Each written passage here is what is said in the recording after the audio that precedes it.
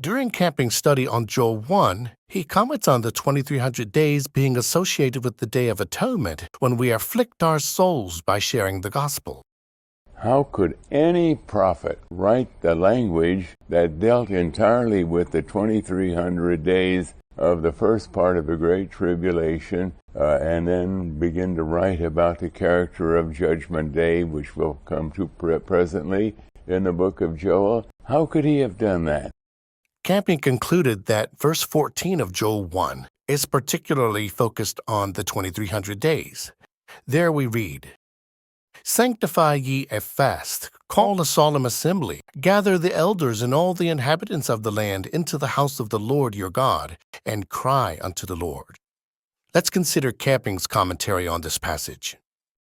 You know, when it says sanctify a fast, let's look at that word for just a moment. If you go back to Isaiah chapter 58, in verse 3, "Wherefore have we fasted, they say, and thou seest not? Wherefore have we afflicted our soul, and thou takest no knowledge?"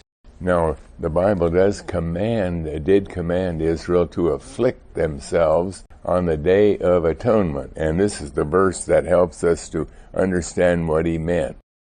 You are to fast. You are not to eat any food on the Day of Atonement. That was the 10th day of the 7th month of the biblical calendar, and it was actually the day that Christ was born in 7 BC. He was born, from all the information in the Bible, on the Day of Atonement. Now, why would it say, afflict your soul on the Day of Atonement? Before we examine Camping's commentary, let's read Isaiah 58. In verse 13, God assures us that the context is focused on the Sabbath, not the Sunday Sabbath, which is not commanded anywhere in Scripture. Rather, this is speaking about the Day of Atonement Sabbath.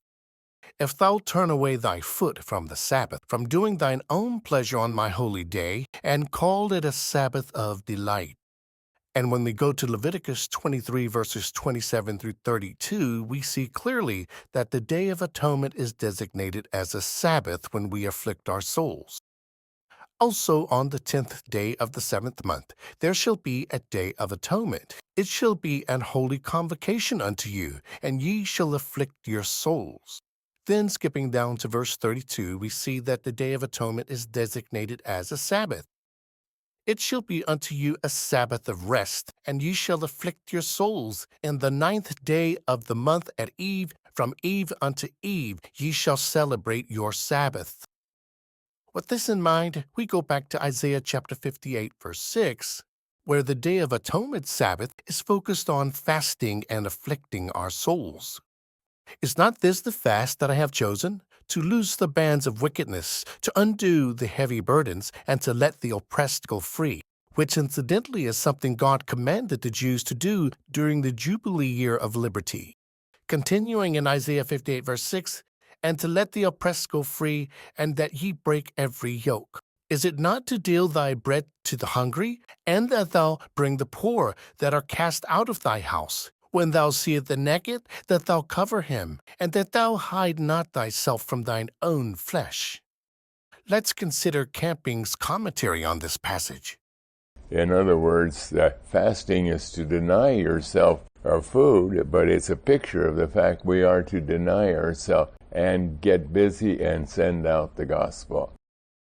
Okay, so we now understand that during the 2300 days, the gospel could not be freely proclaimed within the churches because, as Daniel 8, verse 14 and Daniel 12:11 reveal, the daily, a symbol of the light of the gospel, was taken away. The removal of the daily signifies that the church's spiritual candlestick was extinguished or taken away, meaning she is no longer being used of God to evangelize the world. This misunderstanding was one of the key doctrinal errors that led Camping to wrongly predict Christ's return in 1994 and 2011. Based on this error, Camping believed the 2300 days of desolation extended from May 21, 1988 to September 6, 1994, even though he correctly identified that the 1,290 days of Daniel 12:11 pointed to 1994, the year the daily was taken away. Furthermore, God later guided camping to announce the end of the church age in 2000, which we now recognize as the true conclusion of the 2300 days, that is, from 1994 to the year 2000. Why did camping make these mistakes? According to Daniel 11, some of understanding, that is, those who were used to instruct many about the abomination of desolation, would fall because they cleaved to many with flatteries, that is, false doctrines. In Camping's case, much of his family radio staff remained within the institutional church, which may have clouded his discernment. Many in the congregation were hesitant to leave the church, believing that doing so would violate the false Sunday Sabbath by forsaking the assembling of ourselves. It is also important to remember that his early conclusions about the 2300 days were developed while he served as an elder in the church. I firmly believe Camping's ministry parallels that of Jeremiah the prophet, whom God used to warn of the temple's destruction in 587 BC.